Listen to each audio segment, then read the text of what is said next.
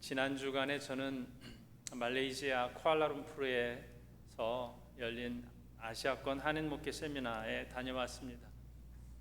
이 세미나가 2011년 자카르타에서 한인교회 목회하는 목사님들, 감리교 안에서 한인교회 목회하는 목사님들 모여서 처음 시작이 됐고, 코로나 기간 2년을 쉬어서 올해 13번째로 열리게 됐습니다.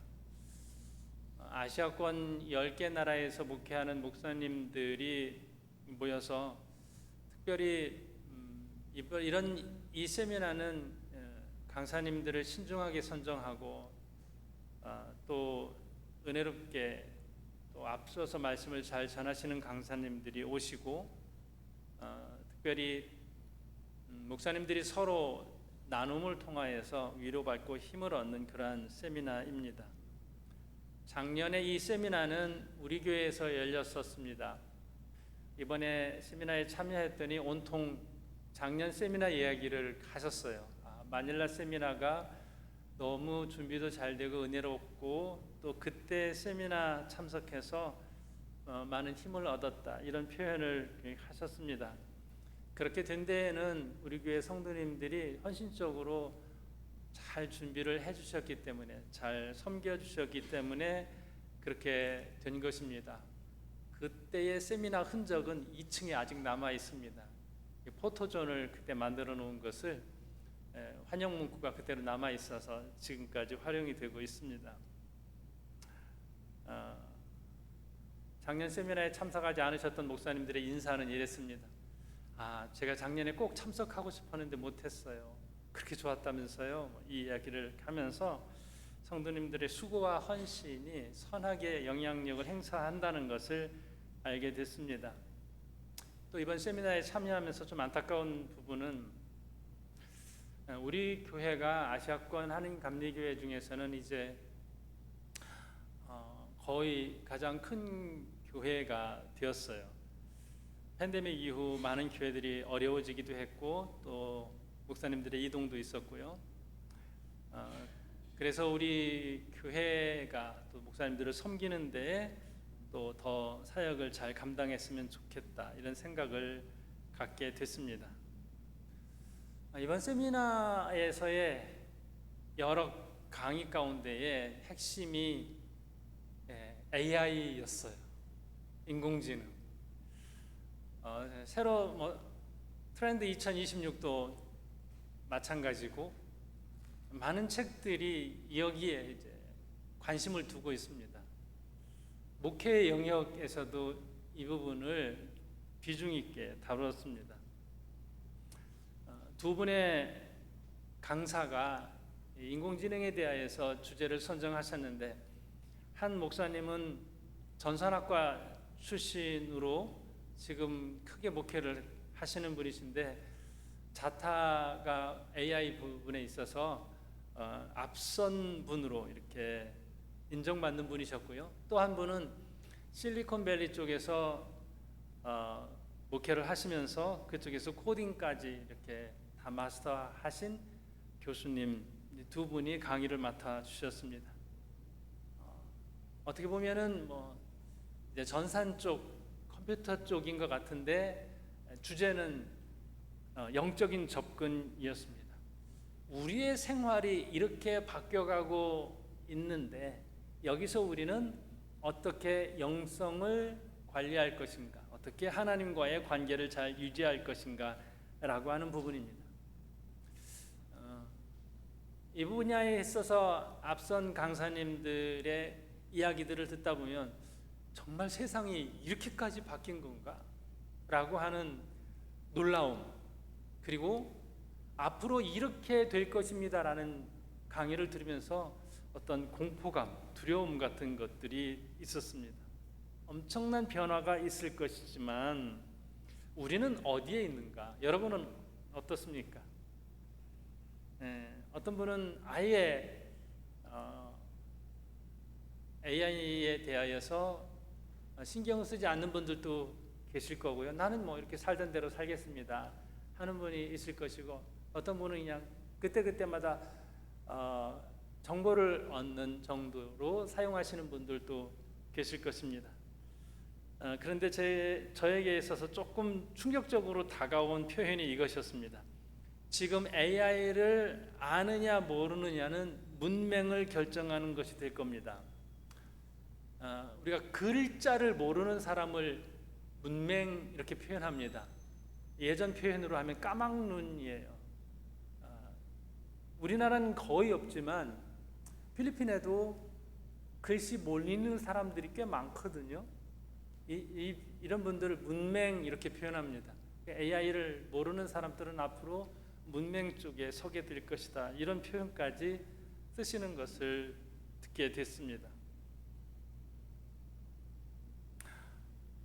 저는 설교자이기 때문에 그럼 설교자는 어떻게 될까요? 지금도 이미 그런데요. 내가 좋아하는 목사님 있잖아요. 조용기 목사님이든 아주 위대한 목사님들이 계셔요. 그 목사님의 목소리로 나 지금 피곤하니까 3분짜리 설교를 만들어서 나에게 들려줘 하면 이제 그게 가능하다는 거예요. 그러면 은혜 받았습니다를 누구에게 해야 될지 이런 생각을 하면서 듣게 됐습니다. AI 설교가 이미 많이 있고 더 논리적으로 더 탁월하게 잘 설교문을 만들 수 있겠지만 거기에 영성이 있을까? 분명히 설교는 하나님 이야기인데 사람의 목소리이지만은 거기에 영성이 담겨져 있는 메시지를 통하여서도 똑같은 설교라고 할 수 있을까라고 하는 이런 고민도 함께 나누게 됐습니다. 근본적인 질문은 이거예요. 인공지능의 시대를 우리가 살아가고 있는데 근본적인 질문은 무엇과 연결되어 있느냐라고 하는 부분이에요. AI는 방대한 데이터와 연결이 되어 있습니다. 그런데 생명의 근원과는 전혀 연결되어 있지 않죠. 우리도 단순히 지식과 정보를 통해서 연결이 되어 있지만은 생명의 근원이신 하나님과 연결이 되어 있는가라고 하는 것입니다. AI 시대를 통해서 우리가 얻는 교훈은 연결이 모든 것을 결정한다라는 것이라고 합니다. 연결이 이 시대의 키워드가 됐습니다. 우리도 마찬가지예요. 우리 뇌도 신경세포를 통하여서 다 연결이 되어 있습니다. 얼마나 길게, 얼마나 복잡하게 우리의 몸이 연결이 되어 있습니까? 뇌 신경세포와 연결이 되어서 손이며 발이며 모든 기관이 움직여집니다. 사회도 마찬가지입니다. 건물도 마찬가지예요. 우리가 있는 이 건물도 보이지는 않지만은 모든 전선으로 연결이 되어 있고 또 상수도 수도와 연결이 되어 있고 배관이 다 연결이 되어 있습니다. 도시 전체가 통신망으로 연결이 되어 있고 전선으로 연결이 되어 있고 도로로 연결이 되어 있습니다. 그래서 이 시대를 초연결 사회라 이렇게 표현하기도 합니다. 자, 중요한 것은 하나님과의 연결 이렇게 볼 수 있겠습니다. 왜 하나님과 연결되어 있어야 하느냐? 이것은 오늘 본문의 말씀에 성령과 연결되어 있으면 성령의 열매를 맺는다라고 하는 것이죠. 자, 하나님과의 연결, 창조주 하나님께서 피조물인 우리 인간과 연결할 수 있는 연결점을 두셨어요. 창세기 1장 26절에 하나님께서 우리의 형상을 따라 우리의 모양대로 우리가 사람을 만들고 위대하신 세상과 초월해 계신 전능하신 하나님께서 사람을 만드셨을 때에 사람 안에 하나님과 연결할 수 있는 연결점을 딱 두셨어요. 우리가 이게 신학적인 말로 이마고 데이라고 하는데 하나님의 형상이죠. 사람 안에, 우리 안에 하나님과 연결할 수 있는 연결점, 하나님의 형상이 있습니다. 아무리 시대가 초고속으로 발전되어 있다 하더라도 이거 하나님과 우리 사이에서 연결되는 이것, 하나님의 형상이라고 하는 것, 2000년 전이든 아니면 지금이든 아니면 2000년 후 수천 년이 지난 이후라도 이것은 변함이 없습니다. 어떤 문명의 이기가 더 발달되어 있다 하더라도 하나님과 나 사이에서의, 하나님과 인간 사이에서의 연결점은 여기에요. 하나님의 형상이 우리 안에 있고 하나님께서 두셨고, 이것을 통하여서 하나님이 우리와 연결되어서 나아가기를 원하신다라고 하는 것입니다. 성령께서 우리 안에 연결되어 있습니다.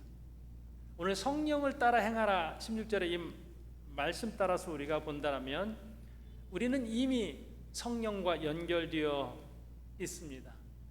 그래서 그분을 따르기만 하면 된다는 것이죠. 오늘 16절의 말씀입니다. 내가 이르노니 너희는 성령을 따라 행하라. 그리하면 육체의 욕심을 이루지 아니하리라. 너희는 이미 성령 하나님과 연결되어 있다. 그러니 그분을 따르기만 하면 된다라고 하는 것입니다. 그렇지 않으면 그 반대에 육신을 따르는 그러한 육체의 열매를 대조해서 말씀을 하고 있습니다. 오늘 우리가 읽은 이 말씀 가운데에 성령과 연결되어 있어서 성령의 열매를 맺는 9가지 열매를 말씀하고 있고, 또 육신의 열매 15가지를 나열하고 있습니다. 19절부터 보면요, 음행, 더러운 것, 호색, 우상숭배, 추술, 원수 맺는 것, 분쟁, 시기, 분냄, 당짓는 것, 분열함, 이단과 투기와 술 취함과 방탕함. 이런 것이 어디에서 오는 거예요? 성령과 단절되어서 육체에 연결되어 있기 때문에 오는 것입니다.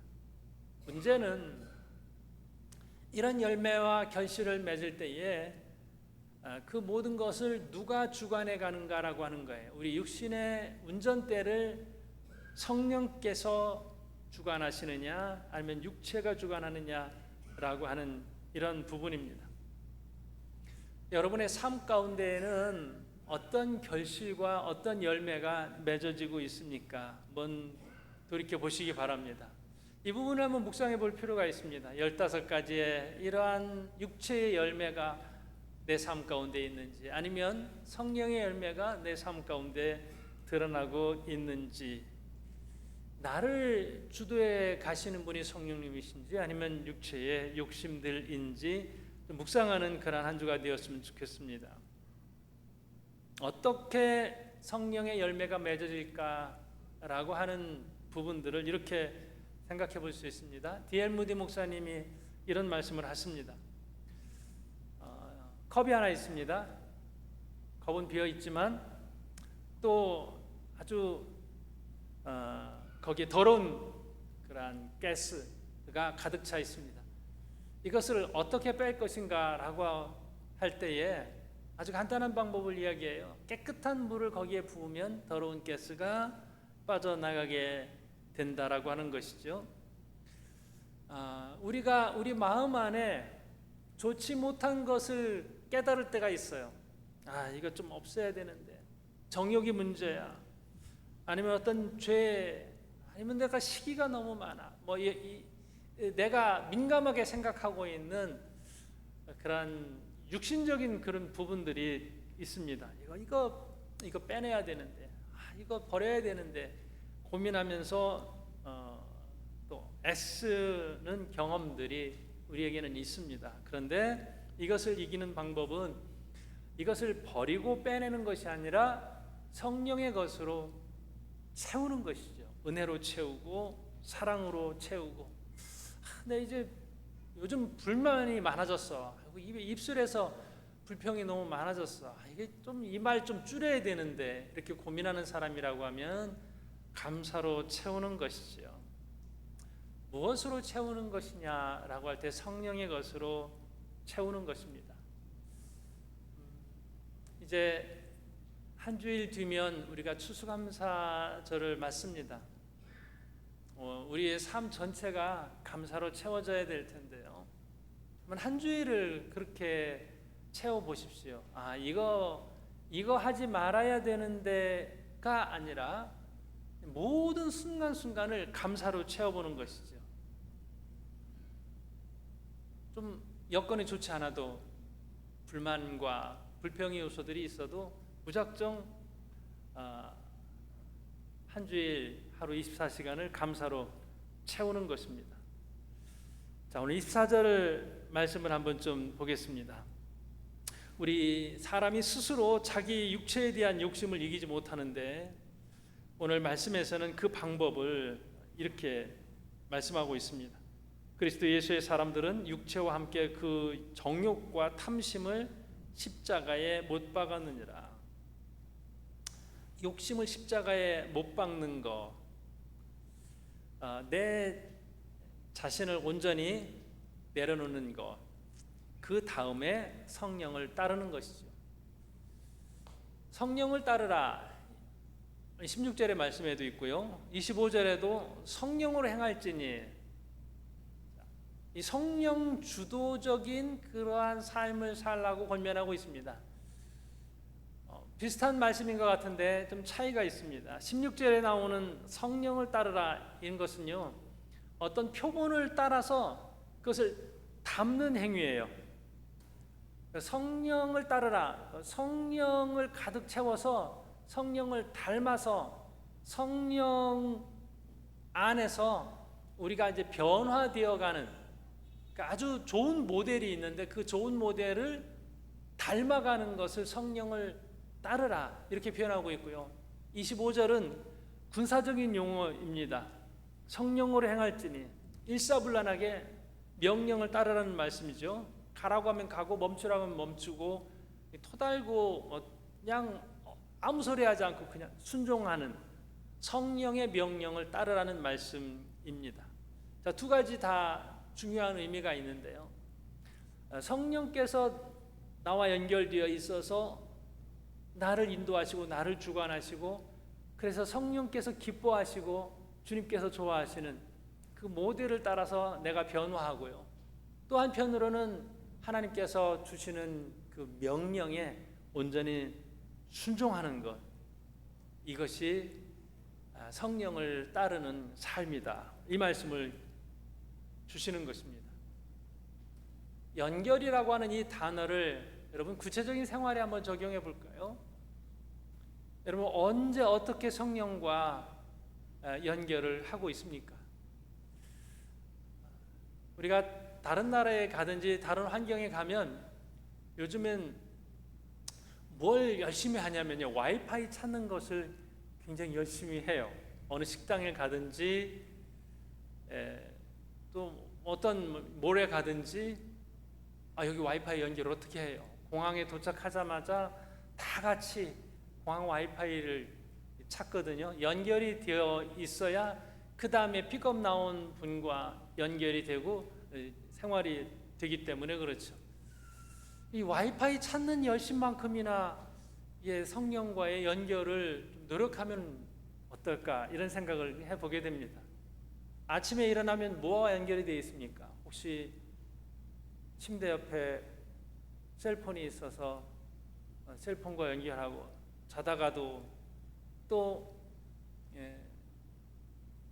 내가 뭔가를 검색하든지 그렇게 핸드폰과 아침에 연결하고 밤중에도 그렇게 연결하면서 잠이 들고 있지는 않은지, 아침에 일어나서 성령과 연결을 하는 것이죠. 성령님, 오늘도 저와 함께 멋진 하루를 시작해 주세요. 제 마음을 다스려 주세요. 시작하면서 성령님과 연결하여서 하루를 시작하는 거죠. 또 생활하다 보면은 선택해야 되는 순간들이 우리에게 있습니다. 화가 날 때, 성령님, 제가 어떻게 반응해야 되죠? 지금 주먹이 울고 있는데 어떻게 해야 되나요? 성령님 도와주세요. 결정해야 될 때 어떻게 결정해야 될지 바른 선택을 할 수 있게 해주세요. 혹은 SNS에 글을 올리기 전에 성령님 올릴까요 말까요? 이것이 사랑과 희락과 화평과 오래 참음과 자비와 양선, 온유와 절제에 해당이 되나요? 이런 것이죠. 순간순간 성령님께 묻는 거죠. 그런가 하면 실패했을 때, 연결이 끊어졌을 때 우리는 또 그것을 다시 연결하기 위해서 뭐가 잘못됐는지 찾아보면서 우리가 와이파이 연결을 하잖아요. 3G 연결을 하든지 다른 사람의 도움을 받기도 하고요. 우리가 죄 때문에 연결해서 실패했던 순간이 있습니다. 내 욕심을 따르고 내 감정을 따라서 또 회개해야 되는 순간이 있습니다. 즉각적인 회개. 그 순간에 성령님, 제가 회개합니다. 내가 왜 그랬을까? 내가 왜 그랬을까? 자기를 자책하기보다는 성령님을 떠올리면서 회개하는 것이죠. 다시 아주 빠른 시간에 즉각적으로 다시 연결하고 다시 연결하고, 그래서 우리가 내내 성령님과 연결되어 있는 삶을 사는 겁니다. 감사와 또 연결을 한다면 좋은 결실이 맺어졌을 때 감사하는 것이죠. 평소에 나라면 이렇게까지 참지 못하는데 하나님 저에게 인내를 주셔서 감사합니다. 평소에 내 모습대로라면 더 나아갔을 텐데, 더 행동했을 텐데 이만큼 성령 하나님의 도우심을 받아서 절제할 수 있게 됐습니다. 감사합니다. 하나하나 우리가 성령 주도적인 삶을 사는 것이에요. 바른 신앙생활은 내가 얼마만큼 성경을 많이 아느냐 이것보다 내내 성령님을 따라서 성령과 연결되어서 나아가느냐 그렇지 않느냐라고 하는 부분, 이 부분이 굉장히 우리에게 중요하다 하겠습니다. 초연결 사회를 살아가면서 우리는 변함이 없습니다. 내 어릴 적 그때가 좋았지 이렇게 표현하시는 분들이 있습니다. 그때는 휴대폰도 없고 인터넷도 없고 뛰어놀고 자유롭게 살았던 그때가 좋았지 이렇게 표현하시는 분들이 계신데, 오늘날 시대도 별반 다르지 않거든요. 사람과 사람 사이에 사랑으로 연결되어 있는 것이고, 또 우리가 기도로 말씀으로 성령과 연결되어서 살아가는 것입니다. 정말 육체의 욕심을 사람들이 이루면서 욕망주도적으로 많이들 살아가는 이 시대 속에서 저와 여러분이 성령과 온전히 연결되어서 성령의 귀한 열매들을 맺어갈 수 있기를 주님의 이름으로 축원합니다. 함께 기도하겠습니다.